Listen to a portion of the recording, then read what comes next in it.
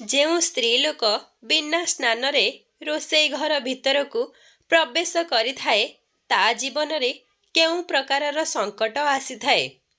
ଜୀବନ ବଦଳାଇ ଦେବା ଭଳି କାହାଣୀ। କ'ଣ ଆପଣ ବିନା ସ୍ନାନରେ ରୋଷେଇ ଘର ଭିତରକୁ ପ୍ରବେଶ କରୁଛନ୍ତି? ଯଦି କରୁଛନ୍ତି, ତେବେ ଏହା ଠିକ୍ ନା ଭୁଲ?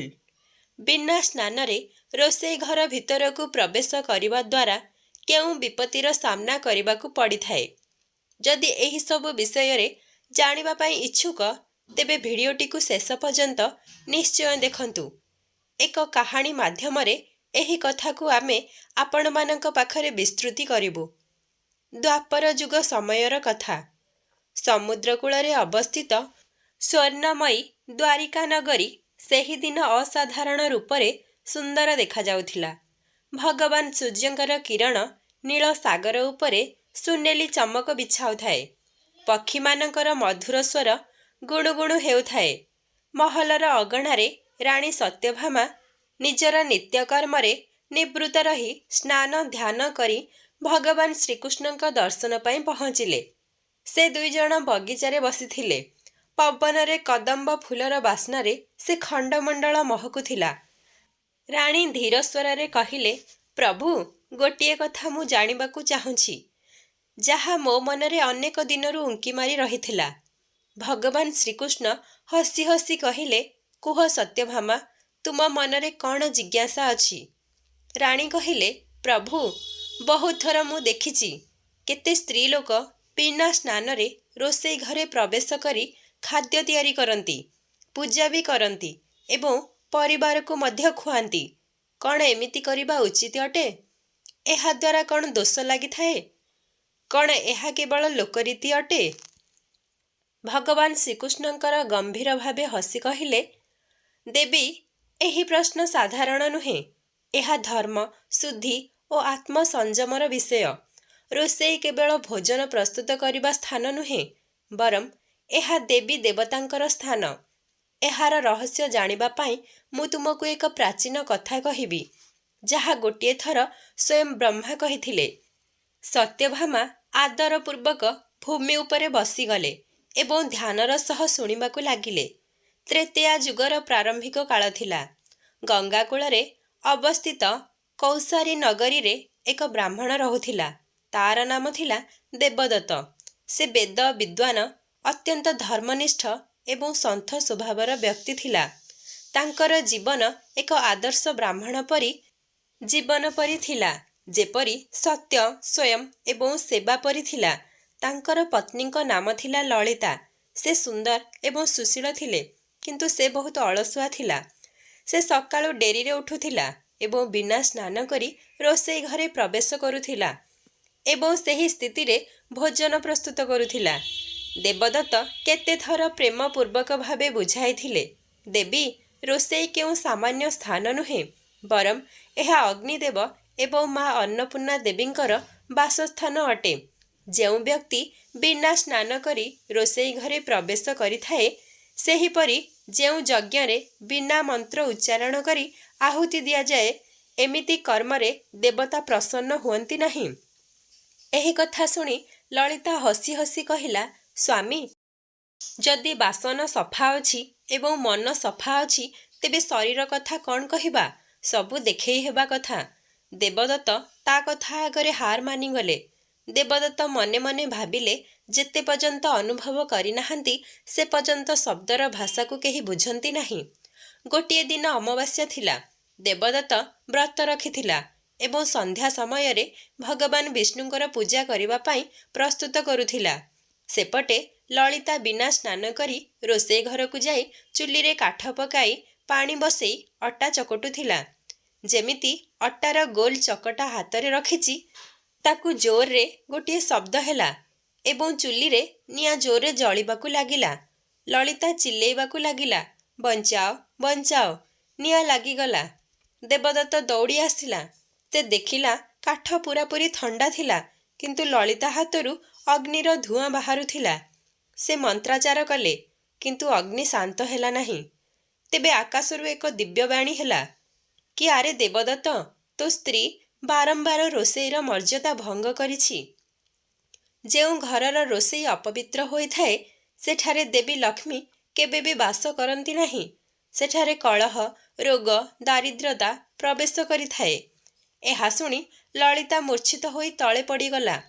ଦେବଦତ୍ତ ଅଗ୍ନିରେ ଆହୁତି କଲା ଏବଂ କହିଲା, ହେ ଅଗ୍ନିଦେବ, ମୋ ପତ୍ନୀର ଅଜ୍ଞାନବଶତଃ ଏହି ଅପରାଧ ହୋଇଛି, ତାକୁ କ୍ଷମା କରିଦିଅନ୍ତୁ।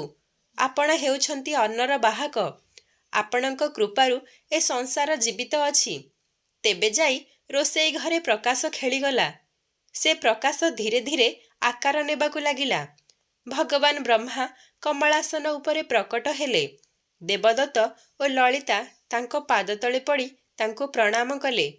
ହେ ଦେବଦତ୍ତ, ଶୁଣ, ଏହି ଦୋଷ କେବଳ ତୋ ପତ୍ନୀଙ୍କର ନୁହେଁ, ବରଂ ଆସୁଥିବା କଳିଯୁଗରେ ଅସଂଖ୍ୟ ସ୍ତ୍ରୀଙ୍କ ଦ୍ୱାରା ହେବ। ମନୁଷ୍ୟ ରୋଷେଇ ଘରକୁ କେବଳ ରୁଟି ତିଆରି କରିବା ସ୍ଥାନ ବୋଲି ଭାବିବ, ପରନ୍ତୁ ଏହା ଭୁଲିଯିବ ଯେ ଏହା ଦେବତାଙ୍କର ବାସସ୍ଥାନ। ଅନ୍ନ ଦେବତା ସେଠାରେ ଭୋଜନ ସ୍ୱୀକାର କରନ୍ତି, ଯାହା ଶୁଦ୍ଧ ଶରୀର ଏବଂ ଶୁଦ୍ଧ ମନରେ ପ୍ରସ୍ତୁତ କରାଯାଏ। ଭଗବାନ ବ୍ରହ୍ମା କହିଲେ, ଯେଉଁ ସ୍ତ୍ରୀ ବିନା ସ୍ନାନ କରି ରୋଷେଇ ଘରେ ପ୍ରବେଶ କରିଥାଏ ସେଠାରେ ମାନସିକ ଶାନ୍ତି ନଷ୍ଟ ହୋଇଥାଏ, ପରିବାରରେ କଳହ ବଢ଼ିଥାଏ, ଧନ ଆସିବ କିନ୍ତୁ ବଞ୍ଚିବ ନାହିଁ, ପିଲାମାନେ ମା ବାପାଙ୍କ ଉପରେ ଅବଜ୍ଞା କରିବାକୁ ଲାଗିବେ। ଏହିସବୁ ସେହି ଅଶୁଦ୍ଧ ଅନ୍ନର ପ୍ରଭାବ ଅଟେ। କାରଣ ଭୋଜନ କେବଳ ଶରୀରକୁ ନୁହେଁ, ବରଂ ଏହା ମନକୁ ପ୍ରଭାବିତ କରିଥାଏ। ଏହା ଶୁଣି ଲଳିତା କାନ୍ଦି କାନ୍ଦି ଭଗବାନଙ୍କୁ କହିଲା, ହେ ପ୍ରଭୁ, ମୁଁ ଅଜ୍ଞାନରେ ଏହି ପାପ କରିଛି। ଏବେଠାରୁ ମୁଁ ସର୍ବଦା ସ୍ନାନ କରି ରୋଷେଇ ଘରେ ପ୍ରବେଶ କରିବି। ମୋତେ କ୍ଷମା କରିଦିଅନ୍ତୁ। ତାପରେ ଭଗବାନ ବ୍ରହ୍ମା ହସି ହସି କହିଲେ, ପୁତ୍ରୀ, ଯେଉଁ ସ୍ତ୍ରୀ ସ୍ନାନ କରି ରୋଷେଇ ଘରେ ପ୍ରବେଶ କରେ ଏବଂ ଖାଦ୍ୟ ପ୍ରସ୍ତୁତ କରେ, ଏମିତି ଘରେ ମା ଲକ୍ଷ୍ମୀଙ୍କର ସ୍ଥାୟୀ ନିବାସ ହୋଇଥାଏ। ଯେଉଁଠି ରୋଷେଇ ଶୁଦ୍ଧ ହୋଇଥାଏ ସେଠାରେ ଦେବତା ଅଦୃଶ୍ୟ ଭାବେ ଆଶୀର୍ବାଦ ଦିଅନ୍ତି। ଏତିକି କହି ଭଗବାନ ବ୍ରହ୍ମା ଆକାଶରେ ବିଲୀନ ହୋଇଗଲେ। ଦେବଦତ୍ତ ଏବଂ ଲଳିତା ଭଗବାନଙ୍କର ଆରାଧନା କଲେ। ସେ ଦୁଇଜଣ ଏହି ବ୍ରତ ନେଲେ ଯେ ସାରା ଜୀବନ ଏହି ନିୟମ ପାଳନ କରିବେ। ସେହି ଦିନଠାରୁ ଲଳିତାର ଜୀବନ ପୂରାପୂରି ବଦଳିଗଲା ଏବଂ ସେ ସୂର୍ଯ୍ୟଦେବଙ୍କଠୁ ପ୍ରଥମେ ଉଠେ, ସ୍ନାନ କରି ଭଗବାନଙ୍କର ନାମ ନେଇ ରୋଷେଇ ଘରେ ପ୍ରବେଶ କରେ। ସେ ରୋଷେଇ ଘରେ ଦୀପ ଲଗାଏ ଏବଂ ଅଗ୍ନିଦେବଙ୍କୁ ପ୍ରଣାମ କରେ। ତେବେ ଯାଇ ଭୋଜନ ପ୍ରସ୍ତୁତ କରେ। ଧୀରେ ଧୀରେ ତା ଘରେ ଶାନ୍ତି ବଢ଼ିବାକୁ ଲାଗିଲା, ଧନ ବଢ଼ିଲା, ପୁତ୍ର ବିଦ୍ୱାନ ହେଲା ଏବଂ ଉଭୟ ଦମ୍ପତି ମଧ୍ୟରେ ପ୍ରେମ ଏବଂ ଆଦର ଉତ୍ପନ୍ନ ହେଲା। ଦେବଦତ୍ତ ଦେଖିଲା, ଏବେ ରୋଷେଇ ସମୟରେ ମଧୁର ସୁଗନ୍ଧ ଏବଂ ଦିବ୍ୟ ପ୍ରକାଶ ଖେଳିଯାଉଛି। ତାକୁ ବିଶ୍ୱାସ ହୋଇଗଲା ଯେ ଶୁଦ୍ଧ କର୍ମ ହିଁ ସତ୍ୟ ଧର୍ମ ଅଟେ। ଏହି କାହାଣୀ ସମାପ୍ତ କରି ଭଗବାନ ଶ୍ରୀକୃଷ୍ଣ ଦେବୀ ସତ୍ୟଭାମାଙ୍କୁ କହିଲେ, ଦେବୀ, ଏହି କାରଣରୁ ରୋଷେଇ ଘରକୁ ବିନା ସ୍ନାନ କରି ପ୍ରବେଶ କରିବାକୁ ଅଶୁଦ୍ଧି ଏବଂ ପାପ ବୋଲି ମନାଯାଇଛି। ରୋଷେଇ ଦେବତାଙ୍କର ସ୍ଥାନ ଅଟେ। ଏଠାରେ ଅଗ୍ନିଦେବ, ମାତା ଅନ୍ନପୂର୍ଣ୍ଣା ଏବଂ ମାତା ଲକ୍ଷ୍ମୀଙ୍କର ବାସସ୍ଥାନ ଅଟେ। ଯେଉଁ ସ୍ତ୍ରୀ ସ୍ନାନ କରି ମନ ପବିତ୍ର କରି ରୋଷେଇ ଘରେ ପ୍ରବେଶ କରେ, ତା ହାତର ଭୋଜନ ପ୍ରସାଦ ହୋଇଯାଇଥାଏ। ସତ୍ୟଭାମା ଭଗବାନ ଶ୍ରୀକୃଷ୍ଣଙ୍କ ଚରଣରେ ମଥା ନୁଆଁଇ କହିଲେ, ପ୍ରଭୁ, ଆପଣ ଆଜି ମୋତେ ବହୁତ ବଡ଼ ଜ୍ଞାନ ଦେଇଛନ୍ତି। ଏହି ସନ୍ଦେଶକୁ ମୁଁ ଦ୍ୱାରିକାର ପ୍ରତ୍ୟେକ ସ୍ତ୍ରୀଙ୍କ ପର୍ଯ୍ୟନ୍ତ ପହଞ୍ଚାଇବି, ଯେମିତି କେହି ବିନା ସ୍ନାନ କରି ରୋଷେଇ ଘରେ ପ୍ରବେଶ କରିବ ନାହିଁ। ଭଗବାନ ଶ୍ରୀକୃଷ୍ଣ କହିଲେ, ହେ ଦେବୀ, ଯେଉଁ ସ୍ତ୍ରୀ ବିନା ସ୍ନାନ କରି ରୋଷେଇ ଘରେ ପ୍ରବେଶ କରେ ତା ଜୀବନରେ ଏହି 3 ପ୍ରକାରର ବାଧା ଉତ୍ପନ୍ନ ହୋଇଥାଏ। ପ୍ରଥମ, ମନରେ ଅଶାନ୍ତି। ଦ୍ୱିତୀୟ, ପରିବାରରେ କଳହ। ତୃତୀୟ, ଧନ ଏବଂ ସୌଭାଗ୍ୟର ନାଶ। ଯେଉଁ ସ୍ତ୍ରୀ ସ୍ନାନ କରି ପବିତ୍ର ହୋଇ ରୋଷେଇ ଘରେ ପ୍ରବେଶ କରିଥାଏ, ଯିଏ ନିଜ ଭାବନାରେ ରୋଷେଇ ଘରେ ପ୍ରବେଶ କରିଥାଏ, ସେ ସ୍ୱୟଂ ମା ଅନ୍ନପୂର୍ଣ୍ଣାଙ୍କର ପ୍ରିୟ ହୋଇଯାଇଥାଏ। ତା ଘର ଲକ୍ଷ୍ମୀମୟ ହୋଇଯାଇଥାଏ। ସେଠାରେ ସର୍ବଦା ପ୍ରେମ, ସ୍ୱାସ୍ଥ୍ୟ ଏବଂ ସମୃଦ୍ଧିର ବାସ ହୋଇଥାଏ। ରାଣୀ ସତ୍ୟଭାମା ଏହି କଥା ନିଜ ରାଜ୍ୟର ସବୁ ମହିଳାଙ୍କୁ ଶୁଣାଇଲେ। ଧୀରେ ଧୀରେ ଏହି ନିୟମ ପୁରା ଦ୍ୱାରିକାରେ ଖେଳିଗଲା କି ବିନା ସ୍ନାନ କରି କୌଣସି ବି ସ୍ତ୍ରୀ ଲୋକ ରୋଷେଇ ଘରକୁ ପ୍ରବେଶ କରିବା ନିଷିଦ୍ଧ। ନଗରରେ ଶାନ୍ତି ବଢ଼ିଗଲା ଓ ଘରେ ପ୍ରସନ୍ନତା ଖେଳିଗଲା। ରୋଷେଇ ଘର ହେଉଛି ମନ୍ଦିର। ଯେମିତି ଭଗବାନଙ୍କ ମନ୍ଦିରରେ ପ୍ରବେଶ କରିବା ପୂର୍ବରୁ ସ୍ନାନ କରିବା ନିହାତି ଆବଶ୍ୟକ, ଠିକ୍ ସେହିପରି ରୋଷେଇ ଘରେ ପ୍ରବେଶ କରିବା ପୂର୍ବରୁ ମନ ଏବଂ ଶରୀରକୁ ଶୁଦ୍ଧ କରିବା ନିହାତି ଦରକାର। ସ୍ନାନ କେବଳ ଶରୀରର ସଫାସୁତରା ନୁହେଁ, ବରଂ ଏହା ମନ ପବିତ୍ରତାର ପ୍ରତୀକ। ଯେଉଁ ସ୍ତ୍ରୀ ସ୍ନାନ କରି ରୋଷେଇ ଘରେ ପ୍ରବେଶ କରିଥାଏ, ସେ କେବଳ ନିଜ ପରିବାରକୁ ଖାଦ୍ୟ ପରଷେ ନାହିଁ, ବରଂ ଆଶୀର୍ବାଦ ଓ ସୌଭାଗ୍ୟ ପରଷିଥାଏ। ଦର୍ଶକ ବନ୍ଧୁ, ଭିଡ଼ିଓଟିକୁ ଏହିଠାରେ ଶେଷ କରୁଛି। ଯଦି ଆପଣ ସମସ୍ତଙ୍କୁ ଏହି ଭିଡ଼ିଓଟି ଭଲ ଲାଗିଛି, ତେବେ ଦୟାକରି ମୋ ଚ୍ୟାନେଲ ମାନି ଭଏସ୍କୁ ସବସ୍କ୍ରାଇବ୍ କରି ଭିଡ଼ିଓକୁ ଗୋଟେ ଲାଇକ୍ ନିହାତି କରନ୍ତୁ ଏବଂ ସାଙ୍ଗସାଥୀମାନଙ୍କ ପାଖକୁ, ପ୍ରିୟଜନମାନଙ୍କ ପାଖକୁ ଓ ବନ୍ଧୁବାନ୍ଧବମାନଙ୍କ ପାଖକୁ ଅଧିକରୁ ଅଧିକ ସେୟାର କରନ୍ତୁ। କମେଣ୍ଟରେ ଜୟ ଶ୍ରୀ ବିଷ୍ଣୁ ଲେଖିବାକୁ ଯେପରି ନ ଭୁଲନ୍ତି।